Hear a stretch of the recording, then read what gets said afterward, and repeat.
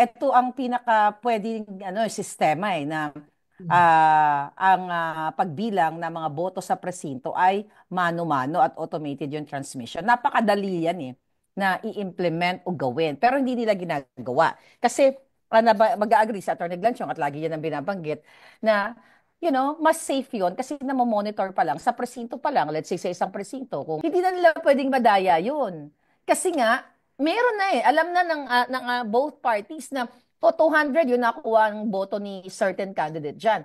Pero ayaw nilang gawin. Ba? Yung dayaan, mabantayan yung mangyayaring dayaan. Dahil ayaw na natin ang ganitong governance. If I will vote online, I must get my receipt and I must verify kung tama ba. And kung may discrepancy, i-report ko dun sa support group namin within that country. Para yun ang gagawin natin. Magbayanihan tayo. Country per country tayo. Anyway, hindi naman milyon-milyon eh. Hindi naman milyon-milyon ang boboto eh. And then bilangin natin yung mga resibong pinadala sa atin. But we will set that up. Ayusin natin yan. I'm just giving you the idea for now. I hope, Kuya Ben, that gives you and sa inyo, will give you a sense of, parang at least meron tayong gagawin. At ipapaalam natin yan kay Imbal Samado Girl para alam niyang huhulihin natin siya. Huhulihin natin siya. We should not give them that chance to cheat us again and again.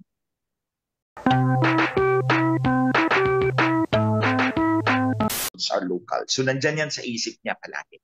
So she will control the local elections because yan yung nakapatak sa isipan niya. But the more important, the other one nga, gusto ko share sa inyo. Oo.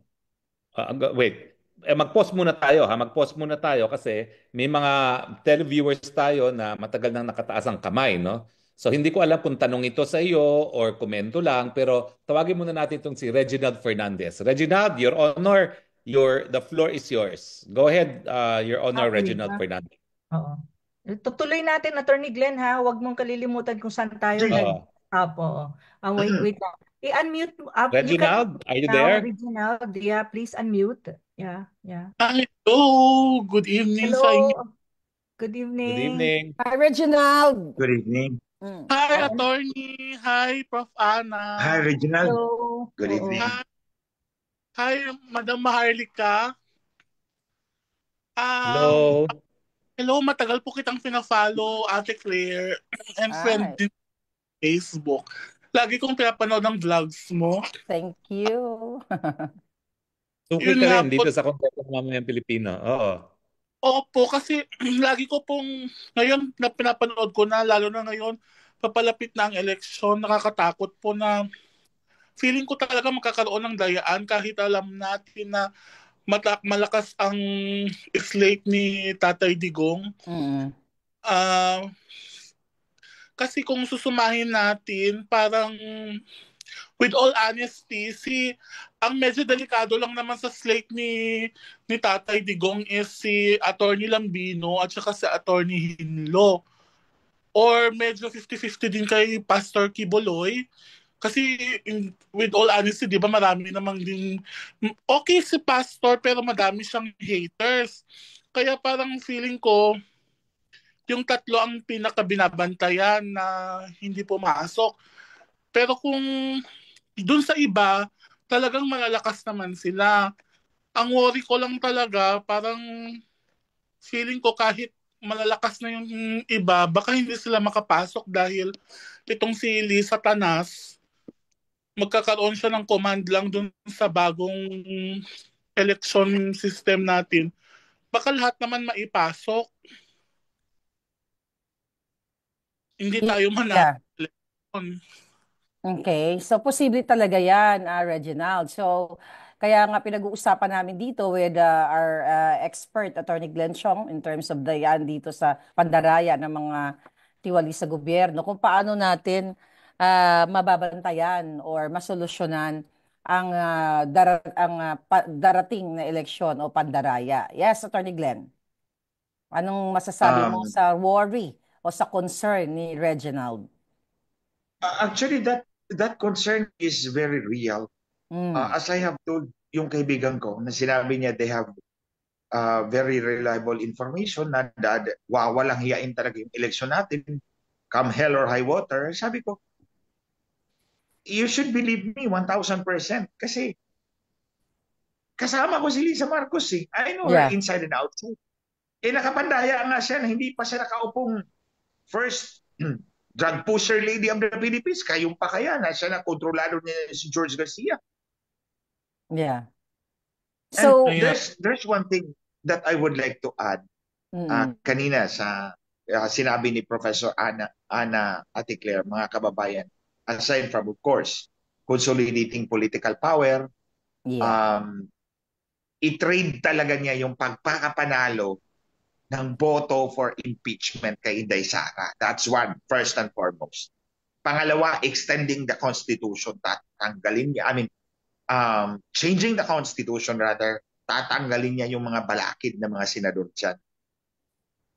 Of course, preparing for the 2028 presidential election was the most, I think, ang ever-present na concern niya is yung American support, which he does not have. Wala siyang suporta kay President Trump. Hindi tulad kay Biden. Hindi tulad kay Biden, na kay Biden obvious yung pinapakita naman ni Biden, sinusuporta niya. Puppet siya ni Biden. And he loves the optics. At least may optics siyang may papakita sa taong bayan to forestall the military from acting. Wag kayong umiksena dyan. Say, I'm back with the Americans. But that's not happening now sa panahon ni Trump. That's why, Professor Ana, I hope you will agree, he needs to consolidate political power. Yes. Kailangan niya magtalaga ng maraming foot soldiers politically because wala na siyang backer sa Washington. Kasi hindi siya naimbita ni Donald Trump. Ayun na nga. Sabi ko nga kay Ate Claire, nung nag-cruise kami, susulatan natin si Trump na hindi pa nananalo. Na ito ay mandaraya kasi ayaw niya sa mandaraya. And in fact, sinulatan nga namin si Trump. At in-acknowledge naman nila na natanggap nila yung packet namin, yung Attorney dossier Chong, namin. ang tanong nga may magagawa bang mamamayan? Mukhang kontrolado nila yung makina. Hawak nila mga pin. Mukhang wala na tayong magagawa dahil ito'y automated. Ito talaga yung wina-warning namin sa Supreme Court dun sa kaso sa 2010. At mukhang nangyayari. Nangyari na nung nakalipas, lalo pang mangyayari ngayon. Anong dapat gawin? Siguro ito pa, idagdag ko muna to ha. Idagdag ko muna to. Okay, idagdag ko muna to. Most of the evidence na sinabi ko sa inyo kanina were Smartmatic. In fact, di ba, tinanong mo ako, Attorney Harry, meron ka ba sa Miro? Sabi ko, wala pa akong personal knowledge sa Miro. Kasi ito pa yung una. Pero this I can Bago. Bago nga. Ito namang ebidensya ko nakalap ko against Smartmatic. But in one of those, marami kasing hearings akong inattend doon sa Senado. Sa Senado talaga nag-hearing. Ang alam ko, yung oval at yung pangalan ng kandidato, yung oval at yung pangalan ng kandidato, the oval is actually in terms of parang, ano ba yun, yung, ano bang tawag doon, yung positioning niya, di ba may numbers yan? Yung kung anong position ng oval, corresponding to the name. It's not actually the name, but it's code. It refers to another reference table kung sino tong code na to. So kaya sinabi ko, kung dadayain tayo, pwedeng palitan yung code. Yung code, ibang pangalan. Instead of pangalan, for example, itong oval na to. Itong oval na to. I got it. Ana Malindog. Okay, sige ha. Mag-demonstrate tayo. Itong oval na to, Ana Malindog. Pero sa machine, hindi siya Ana Malindog. It's 101. So, may reference table yan na titingnan. Sino to si 101? Kung papalitan ko ng Glenchong, yung boto mo akin. Yes, diba? Gets ko. Okay, that's one. That's one. I got it. Okay, you get it, ha? Balikan ko ulit, ha? Itong oval na to, meron niya siyang kanong column to, line. Diba? Line, column. Tapos yung pangalan mo sa balota, Professor Ana Malindog. Pero hindi yan doon sa makina. It's code. For example, ang code na naka-assign sa'yo is 101. So, yung makina will refer to another table. Sino to si 101? Mm. Because At that's i-credit standard. niya dapat doon. Sino to Oo. si 101? So, sasabihin naman kayo si Professor Ana Malindog yan. Pero kung papalitan ko yung reference table, yung 101, si Glenn Chong yan. Yung boto mo, akin. Oo. Di ba? Okay. I know na itong Smiro ngayon is using exactly the same procedure. So, we are exactly dealing with the same system. It's the Yun same yung system, gusto different name. Although yung information ko is about Smartmatic, yung information is about Smartmatic, it does not actually look at the names but a code, and then kailangan mo mag-refer to another reference table para ma-decode mo kung sino to. It's exactly the same system that Smartmatic is using, and I addressed this to George Garcia. George, alam mo kung anong pinagsasabi ko. Alam mo kung anong pinagsasabi ko. Madaldal ka kasi, George.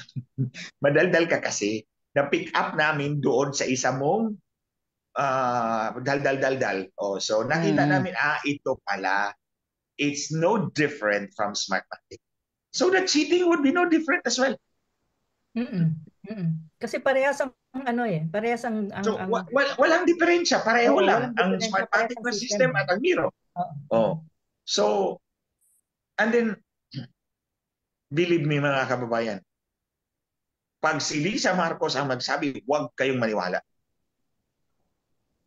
This person is the most transactional person I've ever seen in 50 years I've been walking this earth.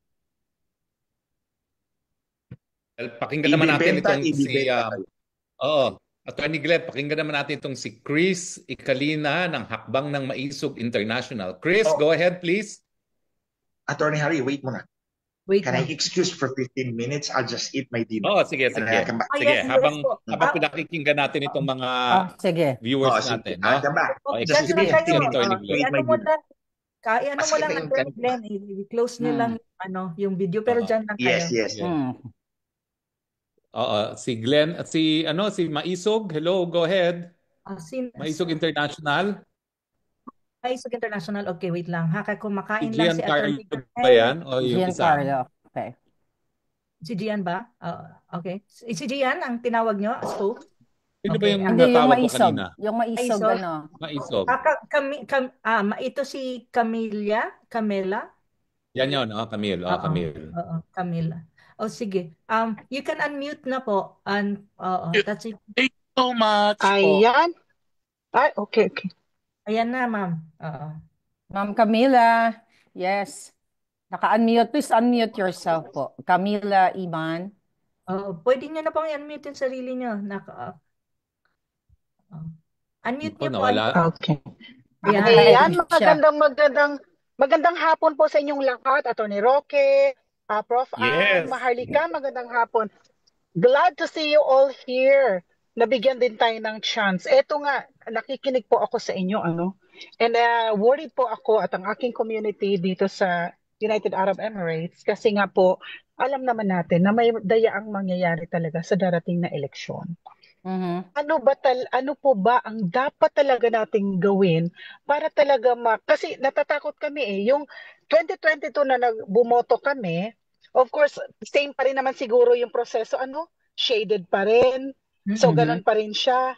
So, kung ano yung proseso procedure noong nakaraang 2022, same pa rin sa ngayon. So, kami, sa community, kasi Maisog UAE kami, nag-uusap-usap kami at ang aking Wow Vlog Worldwide Community kung ano bang maitutulong namin bilang mga nasa ibang bansa tayo ng mga OFWs na para talagang maiwasan ba yung dayaan, mabantayan yung mangyayaring dayaan. Dahil ayaw na natin ang ganitong governance. Sobrang na tayo, kawawa yung mga nasa Pilipinas. Kawawa sila na sense na parang wala nang buhay talaga ba? Kaya nga kami sumuporta noon kay BBM sa pakiusap ni VP Inday Sara. Dahil nga, yung sinasabi nating unit team, ipagpapatuloy ko ano yun ang simulan pero hindi nangyari. Okay, so sobrang ang term nga namin dito, grabe madam, nabudol tayong lahat. Alam naman natin nabudol tayo. Ngayon, this time, naway yung ating mga kaalyansa talaga ang maupo sa Senado. So ano ba dapat bilang mga OFWs, ano bang aming magiging papel? Para Well, makasama rin tayo, sasagutin ko yan, makasama ha? rin kami. Oo, Opo, Attorney sasagutin po Roque. yan ni Attorney Wala. Glenn Chong, no? Kasi ang isang solusyon dyan, siguraduhin nyo yung resibo nyo, tama yung binasa ng makina, no? Kasi Yeah. automated din naman kayo dyan, so siguraduhin nyo yan. Pangalawa, siguro yung mga watchers, dapat i-collate nyo kung sino yung mga bumoto doon sa mga polling precincts. Nang sa ganun, kapag yan ay kinanbas at sino matutal, meron din kayong sumatutel na tama. Kasi kapag preloaded na, Mm. yung resulta sa flash disk, mabubuking nyo yan, no? Kasi meron pa namang paper receipt din, eh. So kung po pwede talaga, i-collate nyo yung mga resibo ng boto, no? Yun yung naiisip kong gawin, no? Dahil hindi naman ganun kadami yung dumudumog sa embassy para bumoto nung araw ng election, baka kaya nyo naman gawin yan. Pero maya-maya, si Glenn Chong ay tatanungin din natin. Kasi yun talagang tanong ko. Nung kami nagpunta ng Supreme Oo. Court noong 2010, gusto naming pigilin dahil wala talagang garantiya na hindi magkakahaking at hindi mapapalitan ng boto. Ito ang dahilan kung bakit yung mga bansa gaya ng Germany, ng France, ng Ireland, bumalik na sa manual voting. Pero tayo nagpipilit pa rin kasi mukhang mas madali ngayon at Mas walang madaling solusyon dayain. talaga. Kasi nga, yung garantiya mo against hacking, wala talaga, no? Kahit ano naman, nahahak talaga, no? Pero mamaya siguro tanongin natin si Glenn Chong, ha? So, diyan Yeah. ka lang, Ah, Amelia, habang ikintay natin si Attorney Glenn. Pero Maharlika, may dadagdag ka? alam mo lahat ng tayo yun yung concern at tama yung sinabi mo, Attorney Harry, kasi yun yung mga usual na advice, no, ng ating mga eksperto like Attorney Glenn siyang mag-agree siya na dapat isiguraduhin natin kung tama yung nailagay dun sa voter receipt, nag-match ba, babantayan yung transmission ng mga resulta ng boto. Alam mo, lahat naman yan ginagawa natin. Tapos talagang mapagmasid tayo at lagi natin naririnig dapat mag-demand tayo ng transparency sa COMELEC. Ah, kaso hindi yan nangyayari dahil nga ang intensyon ng gobyerno is talagang dayain ng halalan. So kahit anong gawin natin talaga may mandaraya na gobyerno, na gobyernong Marcos. So isa sa naririnig natin diyan na dapat i-overwhelm yung votes para mahirapan sila mandaya. Pero kasi, ang pandaraya is digital.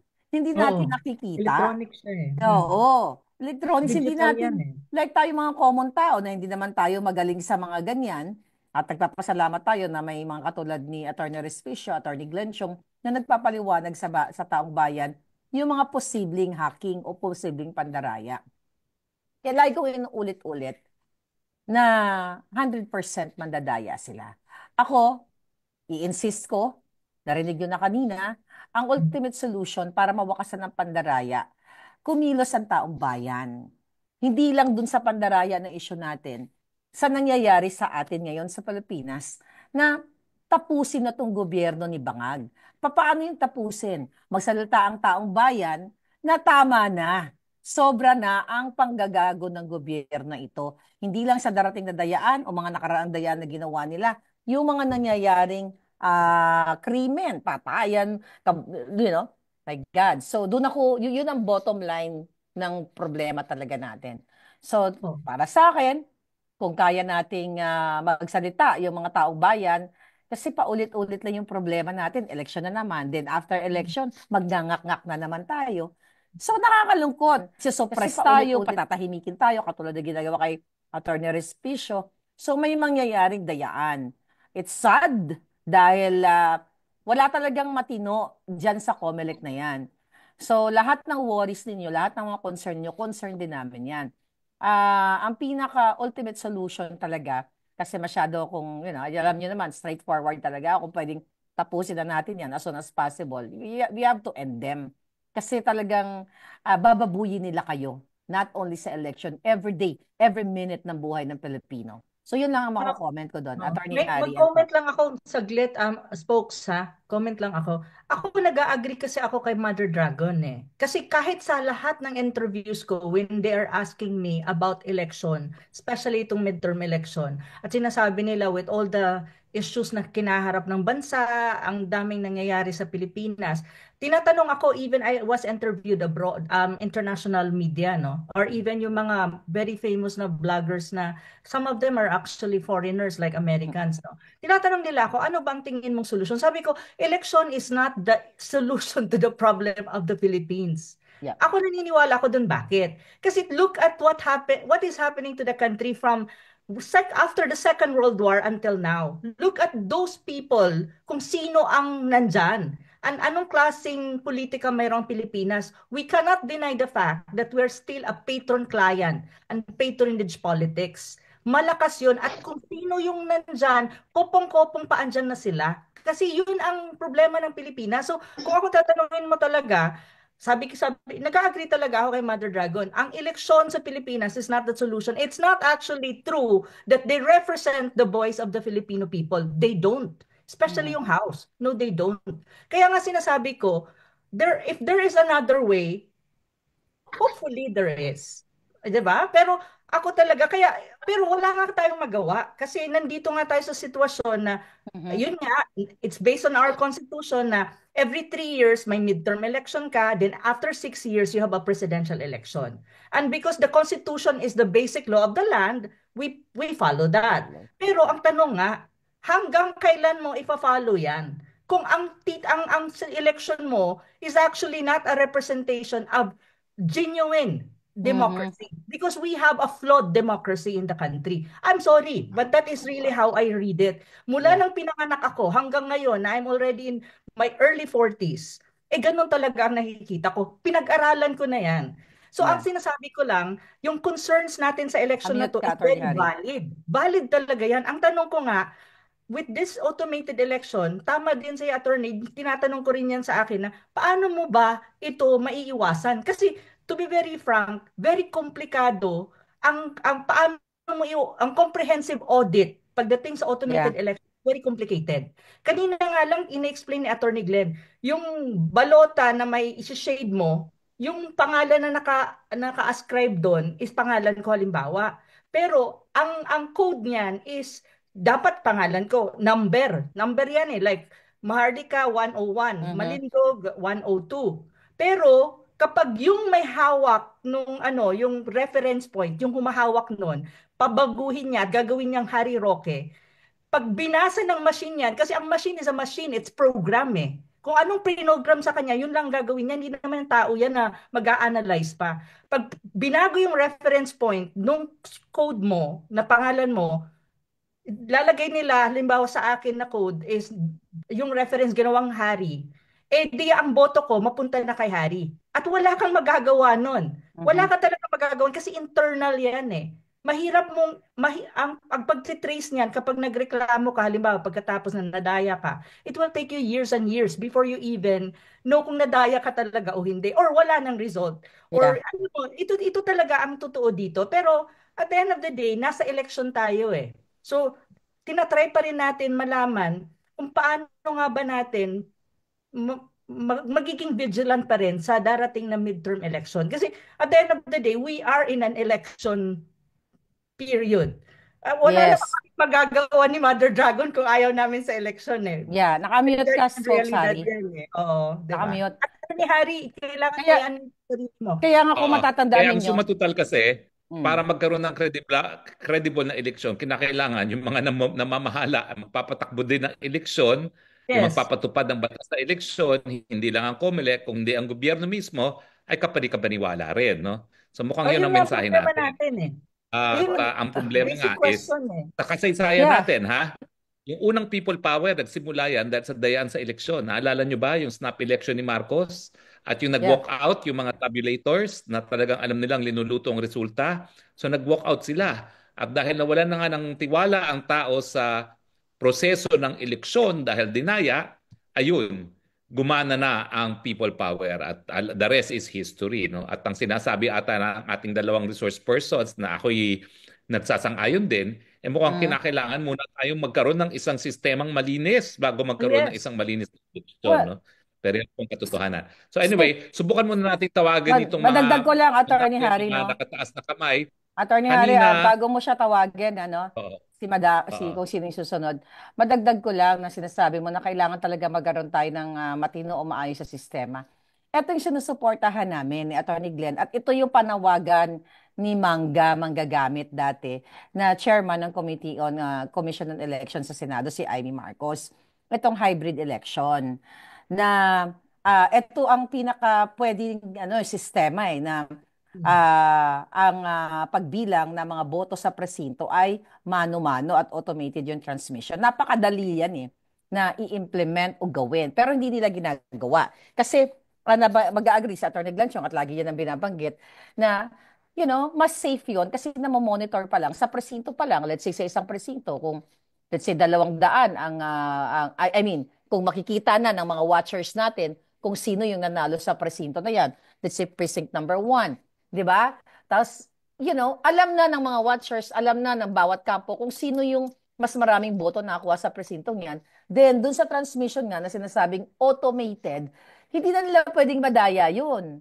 Kasi nga, meron na alam na ng both parties na 200 yun nakuha ang boto ni certain candidate dyan. Pero ayaw nilang gawin. Kasi nga, ang intention ng gobyerno mandaya. Kaya mag-agree kami dalawa ni Professor Ana na talagang hindi ultimate solution ang election, kundi ultimate solution, gurgur all the bangags. Yun lang yun well, sa akin. dagdag ko lang, no? Sorry. Kaya ang alternatibo ay hybrid kasi matagal naman talaga yung canvassing. Napapansin ninyo? Oo. Ang naman ang bilangan sa presinto, pagdating alas 12, Madali. tapos Tapos Yes. na yan. Oo, May lahat sila experience pipila ako na doon dyan, sa canvassing. folks, Yun kasi yung matagal. nag-watcher ako. Oo. So, Nag-watcher pwede ako. na lang i-automate natin yung canvassing, pero yung counting, dahil may karapatan nga na dapat public counting, dapat Yes. talaga nakikita ng taong bayan at yun ay suportado ng mga desisyon ng kataas-taasang hukuman ng Germany, ng France, ng Ireland at iba pang mga bansa. Pero ngayon, tawagin ko muna ha. Actually, kanina, tinatawag natin isang taga-Maisog International. Ben Repol, please. Oh, you have 2 minutes. Go ahead. Hi, Ben. Unmute niyo po. Ben, you can unmute actually. Oo. Ayan. Unmute mo. Ayan. Okay. Yan, go ahead, go ahead. Thank Hi, you, Ben. Professor Kumusta Ana. diya? Thank you, Ma'am Maharlika. Ma'am Okay, Claire. Thank you, spokesman. Thank you din sa mga maisog na inimbita ko dito. Spain, Germany, at saka yung iba pa. So, yung concern namin dito is hindi kami kinukonsulta. Nagkaroon tayo ngayon ng online voting. So, malaking duda po sa akin yun, sa amin yun. Kasi kung nadaya man doon sa machine, kami madadaya kami sa online, mas lalo kaming vulnerable doon. Buti sana kung yung online voting namin, makita namin sa embassy, hindi yun sa embassy mag-reflect, kundi direct mismo doon sa headquarters ng COMELEC. So yun po ang concern namin, dahil daw, malayo yung mga bahay, walang chance na pumupunta sa embassy, sa voting centers, no? Pwede naman naming ipadala sa mail, sa post, yung mga boto namin. Pero they are very concerned na doon talaga kami magputa sa boto sa machine, sa computer, sa aming mga smartphones. So, malaking chances po na, dayain yung boto ng mga OFW. Yun ang masakit. Kasi pinaghirapan namin yung boto namin, pinalabas namin yung rights namin, we practice on exercise our rights of suffrage, tapos dadayain lang. Saan na ba ang sanctity ng ating boto bilang Pilipino? Talagang ang ina nila. So, Well, anyway, let's hold that thought. Tatanungin natin si Attorney Glenn Chong tungkol dyan dahil tanong yan, paano naman maiwasan ang dayaan sa online voting sa OFWs. Let's hold that, no? Pero tawagin muna natin itong si Chris Icalino na kanina hindi siya naka-online. Chris, baka pwede ka na mag-unmute ngayon Kasi kanina tinatawag ka namin, hindi ka nag-unmute. Chris, pwede ka na mag-unmute? Yan, Yan. go ahead Hello, please. Go ahead, Chris. Go ahead. Yeah. magandang araw po sa inyong lahat. Ako po si Yan. Christian Nicolina ng Hakbang na Maisog, Germany. It's a pleasure po to be with you, Prof. Ana, Miss Maharlika, Attorney Roque, Attorney Glenn Chong. Ang under po ako ni Ben Ripple ng Hakbang na Maisog International. Anyway po, ang ating concern po is tungkol po sa dayaan sa Smartmatic or sa ACM. I asked some of my IT friends who's holding very good position sa malalaking kumpanya po dito. Oh. Isa lang po ang sinabi nila sa akin. Correct me if I'm wrong. No? Ang sabi po nila lahat, the only way the hacker can change the result is during transmission.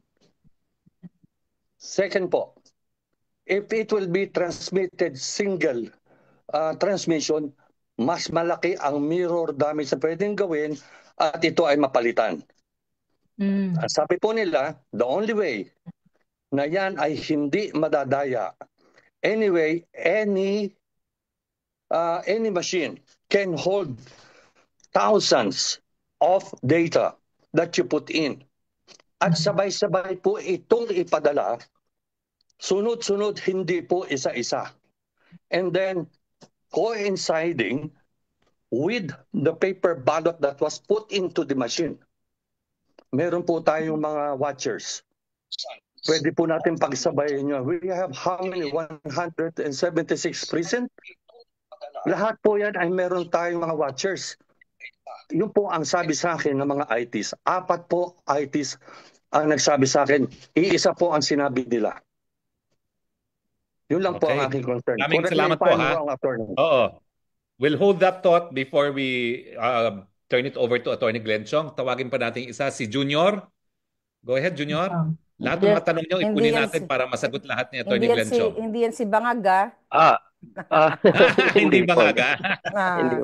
Hindi si Junior Bangaga. Attorney Harry, okay lang po ba magtanong ako kay Attorney Glenn Chong and then after... Go ahead, iniipon muna natin yung mga tanong, no? Para isang buhos ng tanong. Go ahead. Attorney Glenn, actually my question is 3-part question. First, are the voting machines stationed in the voting precincts connected to the internet? You want me to answer right away? Ipunin muna natin. Sige pa. Lahat ng tanong mo. Tapos pagkatapos mo, bibigyan na natin kay Attorney Glenn Chong. Go. Okay. Yeah, voting machine connected to the internet. The first question. Opo, because the jury of Attorney Harold, yung isang CPA lawyer din, Attorney Glenn Chong na kagaya mo, who is also a programmer sa ibang bansa. Opo, si Attorney Harold, I'm sorry. Yung jury niya kasi is online yung magiging cheating. Pero ako, ang nasa isip ko kasi pag nakikinig ako sa iyo, Attorney Glenn, is that yung SD card ay may karga. So, yun po. And then eventually, all the votes gathered from the voting precincts will be channeled into one computer. And that computer will canvass the votes for the in national level. So, yun po muna. Yun po muna. Siguro, yung mga sagot muna ni Attorney Glenn. Attorney Glenn, unang tanong is, paano naman yung electronic voting? Kasi mas gusto nila sana by mail para merong paper base pa rin, no? Pero sa mga OFWs, inalaw na ang electronic voting. Pangalawang tanong is, totoo ba yung obserbasyon ng isang IT na ang dayaan is in the transmission? At pangatlo, ito ng tanong ni Junior na hindi naman bangag, Junior na hindi bangag, yun nga, nakakonect ba ang mga computers natin sa internet? No? Dahil ang sinasabi ni Attorney Harold, nagre-remit na nga, nagsasend na nga ng resulta, wala pang botohan. Go ahead, please. Online cheating siya, kumbaga. Teka muna, bago sagutin ni Attorney Glenn Chong, is that constitutional, yung new mode of voting nila na ginawa nilang online na sila yung nagdesisyon? Hindi ba dapat dumaan yan sa legislation, mga ganyan? Attorney Hindi ata natin natignan ng batas dyan, no? Pero ang Magandang desisyon question ng yun. Korte Suprema doon sa kaso namin, no, na talagang ang merong jurisdiction diyan sa saligang batas sa pag-hold ng mga eleksyon ay Comelec. COMELEC. Kaya they Mm. bow to the wisdom of COMELEC, no. Yung mga wino-worry namin na electronic cheating, sabi nila may mga safeguards and we trust the COMELEC will actually put in place all these safeguards, no. So kumbaga, nagkaroon lang ng desisyon ng Korte Suprema doon sa 2010 decision na naging basihan para matuloy ang automated elections na bigyan naman natin ng tiwala ang COMELEC. Okay. Yun Ngayon, nga yung malaking nakikita natin question. kung bakit That's hindi ka very Nagkatiwala paniniwala ba? at hindi talaga dapat bigyan ng tiwala ang COMELEC. Pero the three questions, Attorney Glenn Chong. Attorney Glenn, go ahead. Go ahead, please. In the first place, Attorney Harry, that's a very naive and myopic na paningin sa COMELEC. It's like saying that all the people in the COMELEC are saints, which is not. Mhm. Diba? Yeah. Mm-mm. So, doon muna tayo sa online voting. I always assume two things. First is that if it's automated, it can always be manipulated. Kasi the reason why we call it automation is that these are routinary tasks that we automate. So, kumbaga we give the machine instructions, this is what you're going to do. Diba? Kasi routinary yan eh. Routinary yan. Pagbilang ng boto, pagbasa ng sinong binoto. Diba? Routinary yan. Pagbasa ng binoto, pagbilang ng boto. These are routinary tasks. That's why we automate because it can be done with a set of instructions. However, if you manipulate the instructions, you have a different result. So, ganun din yung tingin ko. And compounding the problem is that you have devils in the pinamumugaran ng demonyo ang COMELEC eh. Pinamumugaran talaga ng demonyo. Sabi ko nga sa inyo, nasa bungad sila na barangay 666, literally speaking. So kung online voting, mas lalo akong walang tiwala. Especially kung maliban na lang. Ito, di ko pa actually pinag-aralan yan eh. Kung yung mga boboto sa online voting, you have to make sure that you have a voter receipt. Yun yung mahalaga. Unang-una talaga yun, dapat meron kayong voter receipt that you can actually verify on your own kung tama ba. Ito nga ba talaga yung binoto ko? Because the moment hindi siya tama, then you can probably, sabihin natin, mag-set up tayo ng support center to collate all the, like for example, dito sa kina Kuya Ben, may Isog International, pwede naman sila mag-set up ng support center nila. O dito kayo mag-report pag merong discrepancy doon sa resibo ninyo. That's the first step. The other one is, pwede nating i-collate. Anyway, digital din naman ang voter receipt ninyo, di ba? Hindi naman pwede online voting ka tapos yung resibo mo i-mail sa iyo ng embahada o konsulado. So, I assume, pag binoto mong online din yung resibo mo. Digital. We can set up support groups like within a country. O dito, i-report nyo lahat, ipadala nyo. Anyway, that's only digital. And then we tally them. And then tingnan natin yung resulta na nilabas ng embahada. Kung tama ba. That's one way to forestall. Kasi pag alam nilang gagawin natin yan, magdadalawang isip din yan because they won't risk na malaman natin, mahuli natin big time. So that's one way. Basta ang sa akin, online voting is prone to manipulation. Especially because ang provider mismo is the cheater. Yung nagpapatakbo ng eleksyon mismo, ang mandaraya mismo. So, let's assume the worst. So gagawin natin yun. If I will vote online, I must get my receipt and I must verify kung tama ba.